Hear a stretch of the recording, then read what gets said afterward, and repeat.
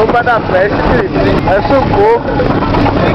E as caras que a Thierry colocou na cabeça dele estão pensando,